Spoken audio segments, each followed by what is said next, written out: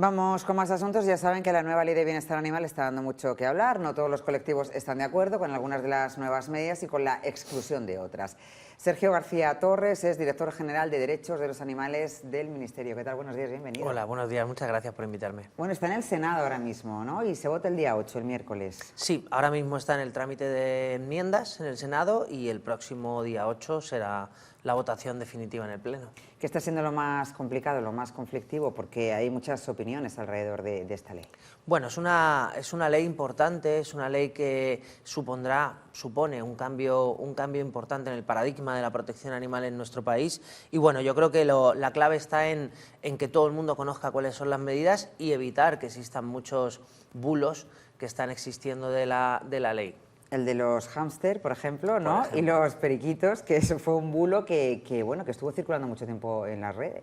Sí, de hecho sigue habiendo mucha gente que todavía, incluso en medios de comunicación a nivel nacional, sigue habiendo gente que defiende que se van a prohibir, por ejemplo, los hámster, los periquitos o algunas aves pequeñas y eso no tiene ningún sentido ni es cierto. Es decir, se va a prohibir lo que no se pueda tener en casa. Claro, ¿no? se va a prohibir y en este caso yo creo que es básicamente utilizar el sentido común. No es lo mismo decir que se va a prohibir un hámster, que no va a ser así, que decir que se va a prohibir una boa constrictor, que yo creo que tiene como un poco de cierta lógica, ¿no? Que de hecho ya lo están, de hecho ya están prohibidas en la mayoría de nuestro territorio nacional. Lo que pasa es que con esta norma se homogeneiza, se establece un marco nacional mínimo, único para todo el territorio. Estas nuevas normas llevan aparejadas además reformas del Código Penal que implican unas multas. Son unas multas, por ejemplo, si tú tienes un perro y lo dejas más de 24 horas, creo, corrígeme si me equivoco, en casa solo. Pero yo no sé si esto lleva aparejado también una ayuda, es decir, a lo mejor hay gente que no puede dejar al perro en otro sitio porque está todo el día trabajando, claro, y estarás pensando, pues que no tenga perros. Sí, bueno, pero ya que lo tenemos, ¿qué hacemos? No sé si va a haber también ayudas para... Hay sitios, hay residencias caninas, hay personas que tienen como trabajo sacar a los perros a pasear y cobran por eso, pero a lo mejor no lo podemos pagar. Bueno, lo que se plantea es la necesidad de una supervisión, es decir, no es necesario estar continuamente con el animal durante las 24 horas, pero existen muchos métodos telemáticos. Yo personalmente en mi casa tengo una pequeña cámara para ver a mis perros cuando no estoy en casa, ¿no? Eso ya forma parte de un ejercicio de supervisión de los animales, por ejemplo. Pero no hay ayudas, por ejemplo, si, no sé, algún tipo de ayuda o algún tipo de bonificación o algún tipo de, pues echar una mano a esa gente que quiere hacer, por ejemplo, poner una cámara, pero a lo mejor no puede tener una cámara por las circunstancias que sean o económicas o de su forma de vida o lo que pase. Bueno, la tenencia de un animal, y es una de las cuestiones que también plantea la ley, requiere una serie de compromisos y una serie de gastos.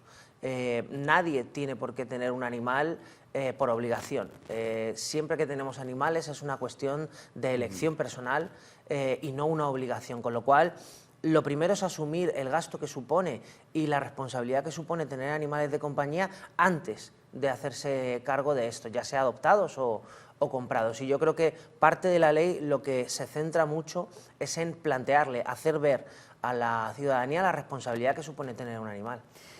Como mínimo, una vez cada 2 meses, más o menos, con esa frecuencia tenemos que dar en los informativos imágenes de lugares en los que hay sobre todo perros que están en estados absolutamente lamentables, maltratados, sin higiene, abandonados. ¿Se endurecen las penas para este tipo de delitos? Se endurecen las penas y se endurece también todo lo que es los mecanismos de control para estos lugares. Actualmente las normas de núcleos zoológicos de los espacios donde están los animales plantean que tiene que tener la suficiente espacio o suficiente agua para vivir, ¿no?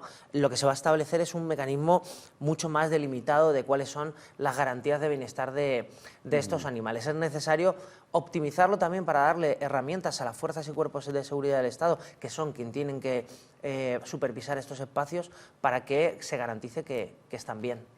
¿Eso vale también para las granjas de cerdos? No sé cómo está este asunto.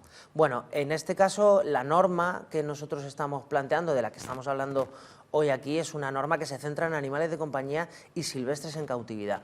Todo lo que tiene que ver con animales domésticos de producción, cerdos, vacas, tienen sus propias normativas y de hecho también desde el Gobierno se está trabajando en implementar mecanismos de mejora de bienestar en base sobre todo a la normativa europea que cada vez nos viene y más exigente. ¿Qué nivel tenemos en España? Es decir, ¿lo estamos haciendo mal, regular, bien, medio bien, muy bien? Bueno, yo creo que es que en España necesita mejorar en esas cuestiones. En esas Sí. y en otras. Entiendo que también a la hora de no solamente de los animales domésticos, sino de lo que estábamos hablando de las granjas de cerdos, de aves. Sí, yo creo que España necesita mejorar desde el punto de vista de las normativas y desde el trabajo que hacen las administraciones públicas. Lo que sí hay que decir es que yo creo que la ciudadanía en nuestro país sí que ha demostrado una conciencia importante en cuestiones de bienestar animal, ya sea bienestar animal de los animales con los que nos relacionamos más, que son los animales de compañía, o los animales del ámbito de la producción. Y yo creo que la sociedad española sí que ha dado un cambio y sí que ha avanzado de manera importante en esa sensibilidad y esa sensibilización con la protección animal. Hay una polémica tremenda con la inclusión o no, finalmente creo que no, de los galgos dentro de esa protección de bienestar animal. ¿Qué va a pasar finalmente con esto? Bueno, el texto que salió en este caso del departamento que dirijo yo, de la Dirección General de Derechos de los Animales y del Ministerio de Derechos Sociales, salió con la inclusión de todos los perros, realizaran o no cualquier tipo de actividad. Fue el Congreso de los Diputados el que determinó que los perros, en este caso creo que hay que determinar que no son un tipo de razas, sino que son los perros de los cazadores o los perros, en este caso, de las fuerzas y cuerpos de seguridad del Estado, los que salieron. Con lo cual, no es una exclusión por raza, sino es una exclusión por actividad. En este caso, un animal, para ser excluido de esta norma, tiene que estar asociado a esa actividad, con lo cual tiene que estar registrado, identificado y asociado además, pues si es un cazador, a una licencia de caza, y si es policía, pues algún tipo de sistema de registro de animales de fuerzas y cuerpos de seguridad del Estado. Con lo cual, hay una cosa que no nos gusta, que se hayan excluido a este tipo de perros, pero sí que garantizamos que para que puedan ser excluidos tienen que estar registrados e identificados, teniendo en cuenta que el 80% de los animales que se abandonan de este tipo de razas, que se utilizan para la actividad cinegética, están sin identificar. Es un tema muy conflictivo porque se ha hablado de todo, del lobby de los cazadores, de que hacen cosas, barbaridades absolutas con esos perros cuando ya no los necesitan, los de caza, los galgos y los que no son galgos. ¿En qué punto se encuentran ustedes? ¿Han podido comprobar eso? ¿Se han reunido con ellos? ¿Saben realmente lo que está ocurriendo? Es evidente que existe, de todos los estudios que hay, el segundo eje fundamental del abandono de animales de compañía proviene del fin de la actividad cinegética. Existen muchísimos, y lo podemos ver por razas, lo podemos ver en galgos, como bien has comentado, ¿no? Todos los galgos que están ahora en las ciudades, que son adoptados, provienen de la actividad cinegética. Existe un grado altísimo. Tenemos muchísimas muestras, muchísimos testimonios, muchísimos informes policiales que muestran el mal uso o el mal estado en el que están muchos de estos animales. No queremos decir con esto que toda la actividad cinegética haga este tipo de cuestiones o no tenga a los animales en las mejores de las condiciones, pero sí que es cierto que hay una parte importante o una parte que sí que lo tiene en una situación manifiestamente mejorable. ¿Cómo se va a controlar que todos los nuevos requisitos que entrarán en vigor cuando finalmente la ley se apruebe se van a cumplir? Porque es muy difícil. Bueno, es complicado, pero sí que es cierto que para que una ley se cumpla tiene que tener una reglamentación posterior y un trabajo hecho con las comunidades autónomas y los ayuntamientos, en este caso que son las administraciones que van a gestionar directamente el cumplimiento de esta norma. Para eso ya estamos trabajando en la reglamentación de esta ley, que determinará los detalles mucho más al detalle, valga la redundancia, y creo que este reglamento es lo que va a mostrar además también una diferencia con otras normas, en este caso muchas de ellas autonómicas, que crearon su ley y no establecieron una reglamentación. Precisamente las autonomías hay algo que me llama mucho la atención en cuanto a los perros peligrosos. Por ejemplo, en Murcia un perro puede ser no considerado peligroso ahora mismo, pero si pasas a Alicante, sí. Entonces ahí le tienes que poner el bozal y todo lo que corresponda, y aquí, siendo el mismo perro, resulta que no. ¿Todo eso se va a unificar? Sí, se va a plantear porque además eso todo cuelga de una ley que es la 5099 de animales potencialmente peligrosos y luego un desarrollo reglamentario que establece una serie de razas, pero cada comunidad autónoma puede ampliar esa serie de razas o no, ¿no?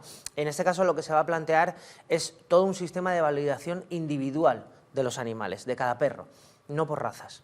Es mucho más seguro, desde el punto de vista de la seguridad ciudadana, establecer sistemas de validación de comportamiento de cada animal. ¿Y eso cómo lo hacemos? ¿Cómo se hace o quién lo hace? Eso lo va a hacer un veterinario, un profesional etólogo, un profesional del comportamiento animal, el que valorará que un animal que ahora mismo, por ejemplo, está calificado como potencialmente peligroso, hacer una especie de examen de comportamiento para establecer si realmente es un animal que puede suponer un peligro para la ciudadanía o no. Y en este caso, por ejemplo, sabemos que hay muchos animales que no pertenecen a las razas de potencialmente peligrosos, que sí que pueden ser un riesgo. No, que te muerden y te arrancan un brazo. Y luego claro, resulta que el perro es pequeñito y tal, pero claro, está la mandíbula, está el grosor del cuello, ¿no? Que eso también se tiene en cuenta a la hora de las características físicas de estos perros. Claro, pero también hay que tener en cuenta el comportamiento de los animales y cómo se ha educado a esos animales desde su nacimiento. Y en este caso podemos hablar de que tenemos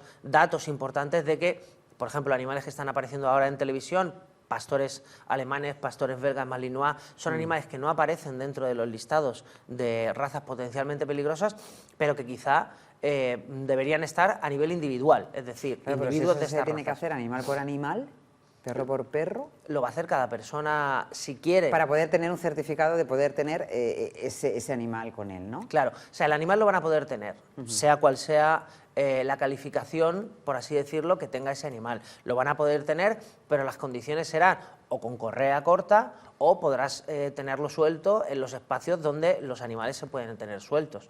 Esa será la diferencia fundamental en esta cuestión. Sergio García Torres ha estado elaborando esa ley. ¿Qué espera de ella? ¿Qué sensación va a quedar una vez que se apruebe? Si se aprueba, cuando se apruebe.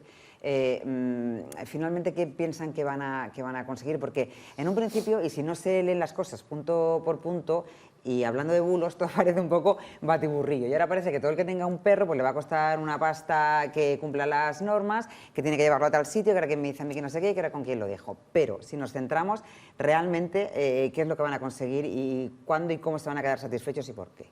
Bueno, esta es una ley que plantea dos ejes fundamentales. El primero, el sacrificio cero. Hay que tener en cuenta que todavía en muchos territorios es legal y es habitual el sacrificio de perros sanos en perreras. Son en torno a los 700 animales al día que se pueden sacrificar en las perreras de nuestro país. Pero porque no caben. Porque no caben. Con lo cual, para conseguir una ley que finalice en un sacrificio cero, hay que avanzar en herramientas del abandono cero. Tenemos en torno a los 300.000 animales que se abandonan en nuestro país. Esta ley lo que hace es desplegar una serie de herramientas para perseguir el abandono y combatir cualquier tipo de mala praxis que se pueda tener con los animales de compañía. Y en resumen, ¿en qué va a afectar esto a la mayoría de la gente que tiene o tenemos animales de compañía? En absolutamente nada. Ni se van a dar cuenta prácticamente que esta ley existe, a no ser que abandonen animales y a no ser que maltraten animales. Queda claro. Pues Sergio García Torres, muchas gracias por venir a la Telepública a contarnos todo esto. Estaremos pendientes de esa tramitación. Iremos viendo además, caso por caso, qué es lo que va ocurriendo. Muchísimas gracias por haberme invitado y ha sido un placer. Igualmente. Buenos días.